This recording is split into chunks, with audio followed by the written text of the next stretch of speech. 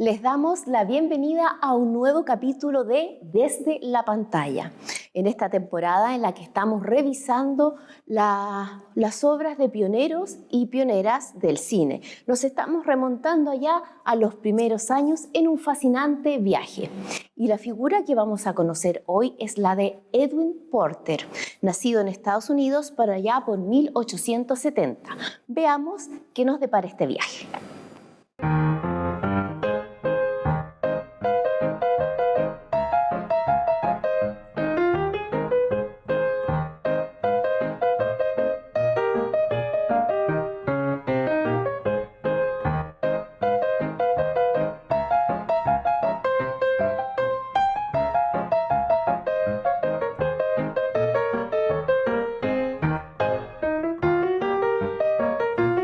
Productor, guionista, director, gerente, director de fotografía, Edwin Porter inició su carrera dentro del cine, dentro de las empresas de Thomas Alva Edison.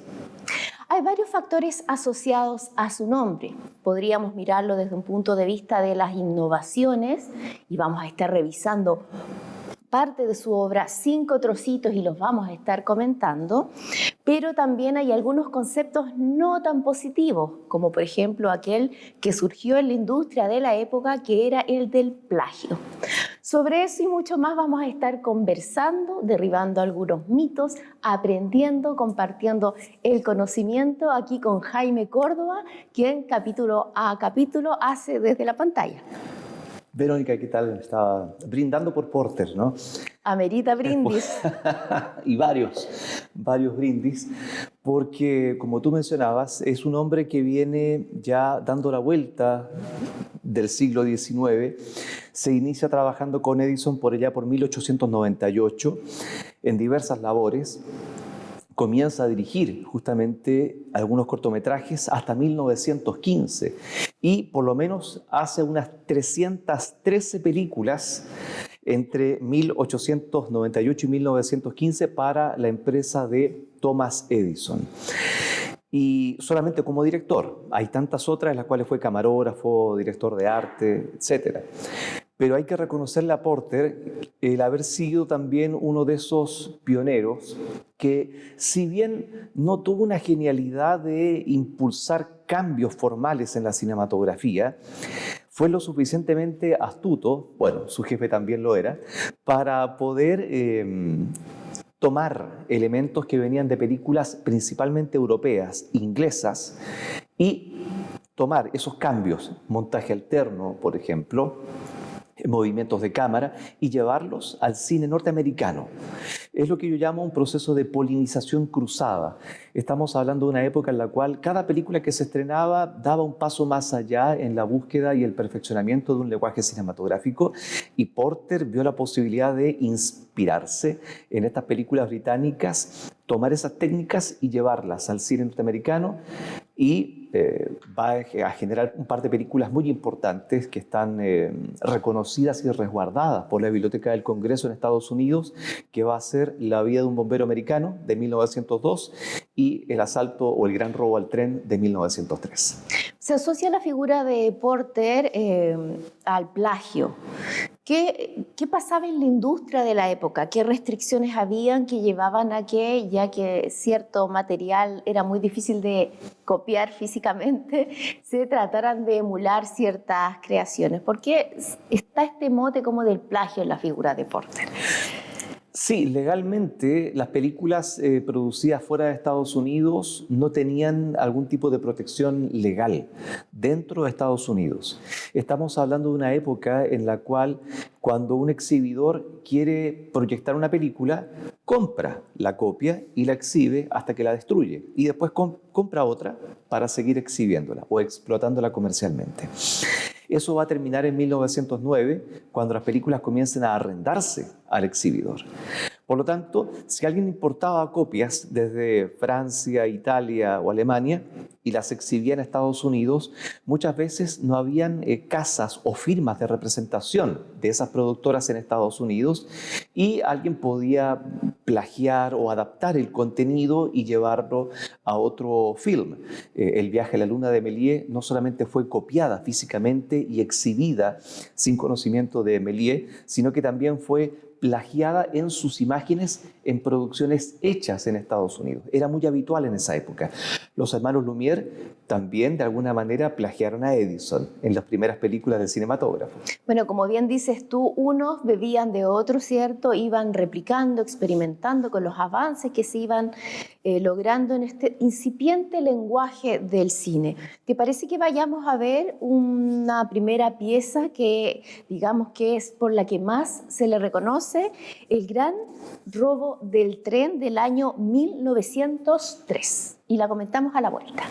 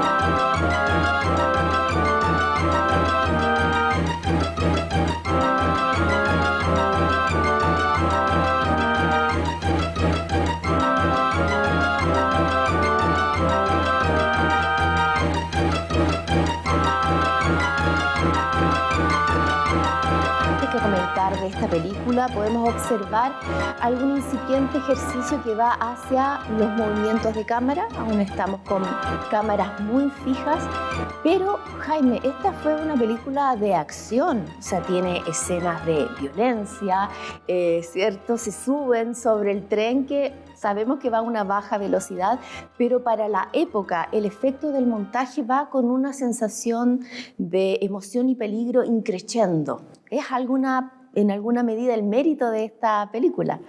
Tiene varios méritos, pero como tú decías al comienzo, hay que derribar algunos mitos. En muchas enciclopedias del cine, ¿no?, como esta que tenemos acá arriba en la mesa, va a aparecer que El Gran Robo al Tren es el primer western de la historia del cine, lo cual técnicamente es falso. Porque si consideramos al western como un género, es un género que trata sobre la historia de la conquista del oeste norteamericano y de la formación de Estados Unidos. Ese proceso recién va a terminar entre 1913 y 1915 con la Revolución Mexicana. Por lo tanto, para 1903, el oeste norteamericano aún seguía estando vivo y a lo menos hubo una docena de asaltos a trenes durante 1903. Por lo tanto, Edison y Porter toman esta película como una película de contingencia, una película de acción y una película con una temática propia de la época. Mientras que el oeste es un género que idealiza una época pasada, cerrada, periclitada. Por eso no sería correcto considerarla el primer western, a pesar de que tiene muchos elementos, pero eso va a venir después ya en la década del 10. Como tú mencionabas, hay movimiento de cámaras, hay paneos, hay también un incipiente montaje alterno de ir y volver a ciertas situaciones en la película, la violencia, pero por ser todas las cosas, la acción. Ese concepto de acción que es tan propio del cine norteamericano. No es un cine contemplativo como el cine europeo. Es un cine de acción, de movimientos, golpes, balazos, caídas, persecuciones, hasta el día de hoy. Rápido y Furioso es una película heredera, ¿no?, con todas las secuelas que tiene. Es una película heredera del Gran Robo al Tren porque manifiesta este espíritu de movimiento perpetuo y acción que representa el cine norteamericano. Bueno, sin duda encontramos en Edwin Porter, esta no es su primera obra. No. Él ya había estado experimentando, ya había estado avanzando en torno al cine, pero hay una anterior de la cual también queremos plantear un tema que a mí me interesa particularmente, que es la técnica de montaje. Así es que vámonos a ver ahora la vida de un bombero americano.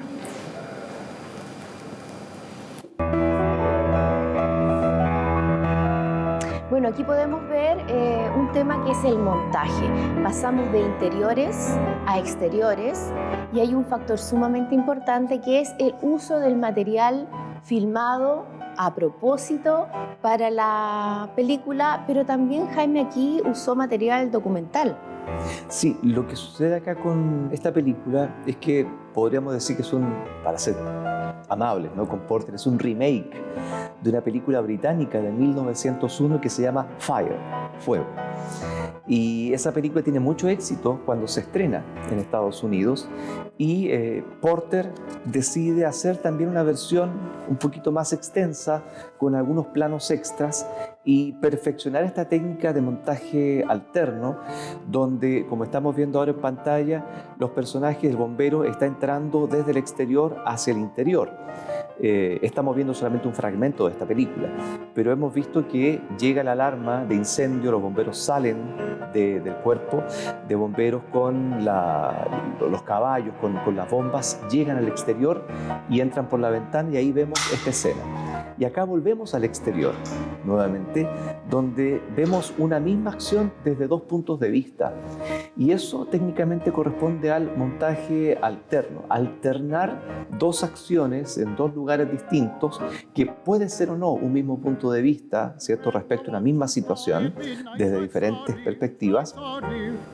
Pero esta película que hace Porter en 1902 es una mejora sustancial respecto a la obra original que le había hecho James Williamson, que conjuntamente con George Albert Smith, fueron los grandes impulsores de este tipo de montaje en Inglaterra. Estamos hablando ya desde 1898, 1899, que pertenecían a una agrupación que más tarde va a ser conocida como la Escuela de Brighton.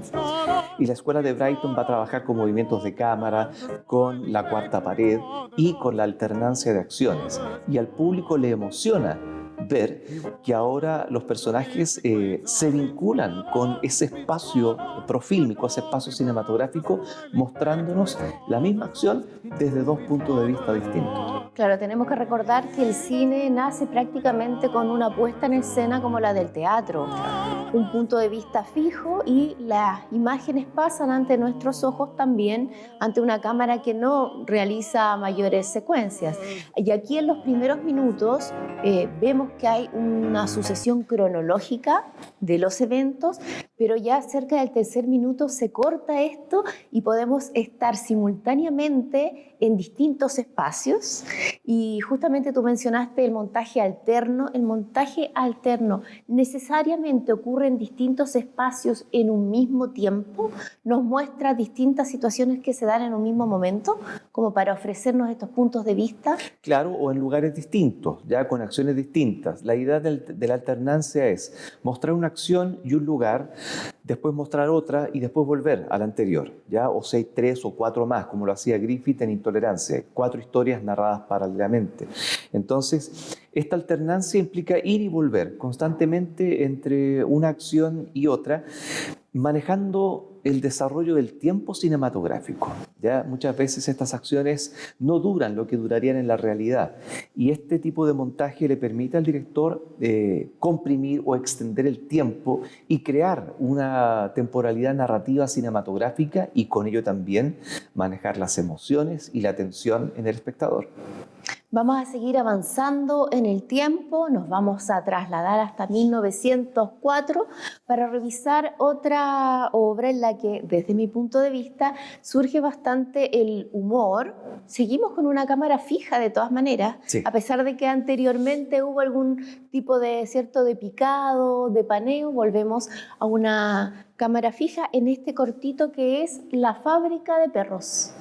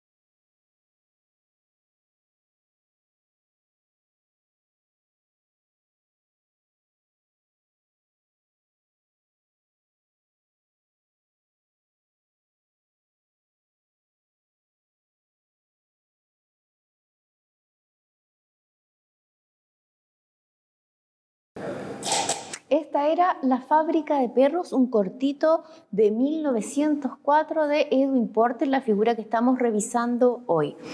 Jaime, yo no sé si detrás de este corto hay alguna crítica social, algún fin un poquito más complejo o simplemente se estaba experimentando con nuevas formas de narración.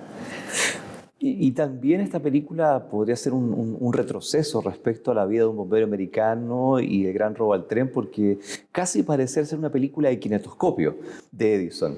Un plano fijo, una unipuntualidad de tiempo, lugar, acción, y muy cercano a lo que se hacía en el siglo XIX, ¿no? A fines del siglo XIX. No sé, a mí también me deja bastante contrariado este cortometraje porque sabemos que hoy día hay fábricas de cecinas clandestinas donde los perros los transforman en cecinas, pero acá ocurre el proceso inverso. Las cecinas las convierten en perros, ¿no? Bien por los perros, los devuelven tal como son. Pero no, yo creo que es propio de un humor escatológico, propio de la cultura norteamericana y también muy propio de Edison, porque no olvidemos que los cortometrajes de Edison son bastante pasados de rosca, ¿no? Son tirados para la punta. Especiales, digamos, Sí, especiales. sí, sí. En el caso del cortometraje El beso, o El hombre forzudo, o la habitación de las niñas del seminario, siempre está metiendo la cámara en lugares que son bastante privados, ¿no? Alentando de alguna forma la morbosidad del espectador norteamericano. En algún momento conversamos que, aun cuando se estaban dando en tiempos similares, ¿cierto?, los hermanos Lumière experimentaban con un cine para compartir, para ver más en familia, con escenas cotidianas. Para educar. Mucho más sanas, digamos. En cambio, Edison ya estaba quizá marcando un poco la línea de lo que sería el cine norteamericano, ¿cierto?, de lo que hoy conocemos contrapuesto como el cine europeo, con estas imágenes que dices tú que eran para ver en solitario y quizás algunas un poco más perturbadoras, más cercano a lo circense, a lo ridículo, a lo extremo.